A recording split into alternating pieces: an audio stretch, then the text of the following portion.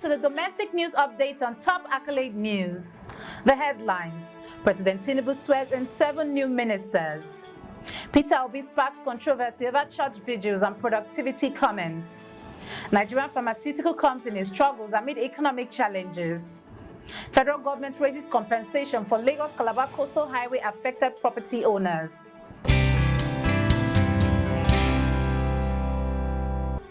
In politics, President Tinubu swears in 7 new ministers. President Bola Ahmed Tinubu will officially swear in 7 new ministers as part of a significant cabinet restructuring aimed at enhancing government efficiency. Among the newly appointed ministers is Bianca Odinaka Odumegu Ojukwu for State Foreign Affairs. This comes after the Senate approved the appointments last week, following the President's decision to discharge 5 ministers and reassign several others. President Tinubu has urged all appointees to view their roles as a commitment to national service, emphasizing the administration's goal to steering Nigeria towards sustainable growth and development. Still in politics, Peter Obi sparks controversy over church vigils and productivity comments. Peter Obi, the Labour Party's presidential candidate for the 2023 election, has ignited a heated debate after suggesting that church vigils be converted into night shifts to boost productivity. Obi argued that Nigeria's challenges with poverty and low productivity are exacerbated by excessive time spent in religious activities. His comment drew immediate backlash from many who viewed them as an attack on religious traditions.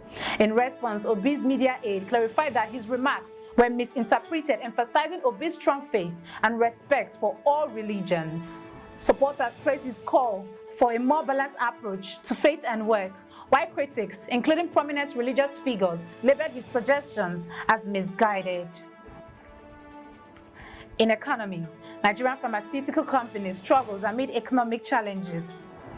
Pharmaceutical companies in Nigeria are dealing with significant challenges as rising operational costs and policy issues worsen the economic landscape.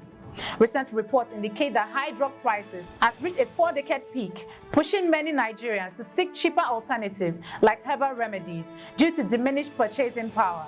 The removal of fuel subsidy and currency devaluation under President Bola Tinubu's administration has exacerbated the situation, leading to revenue losses and even the exit of major players. Local firms are also feeling the strain, with rising expenses and declining profits despite increasing revenues. Industry experts emphasize that these challenges reflect broader issues within the manufacturing sector, calling for urgent measures to stabilize the pharmaceutical landscape in Nigeria. Now in infrastructure, federal government raises compensation for Lagos-Calabar Coastal Highway affected property owners. In a significant development for property owners impacted by Lagos-Calabar Coastal Highway project, the federal government has increased compensation from an initial 8 billion naira to approximately 18 billion naira. Minister of Works Senator Dave Umahi announced the hike during a stakeholder engagement in Lagos, citing independent assessment that justified the increase. While half of the compensation has already been disbursed, concerns remain among stakeholders regarding the adequacy of the compensation amounts. Umahi assured transparency and adherence to legal guidelines in the compensation process, which involves a committee working closely with affected property owners. The ambitious 700-kilometer highway project aims to enhance connectivity and spur economic growth across Nigeria's coastal regions. You are watching a domestic news update on Top Accolade News. Do stay with us. Still to come.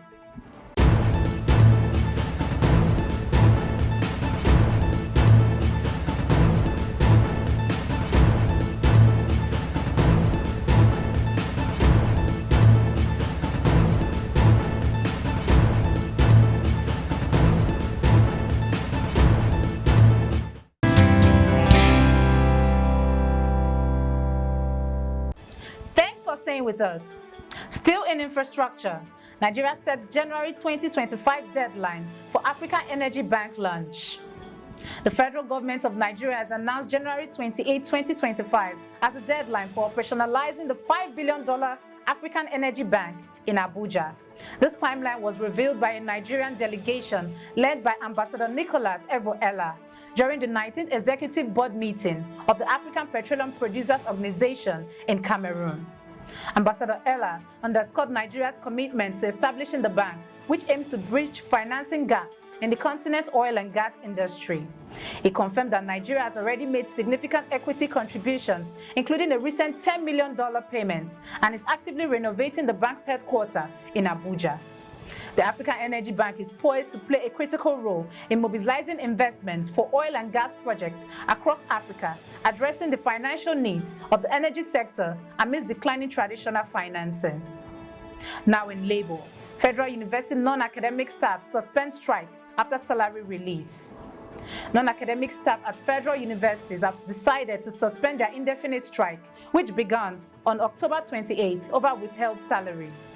The strike was initiated by the Non-Academic Staff Union of Educational and Associated Institutions and the Senior Staff Association of Nigerian Universities, who protested unpaid salaries from 2022.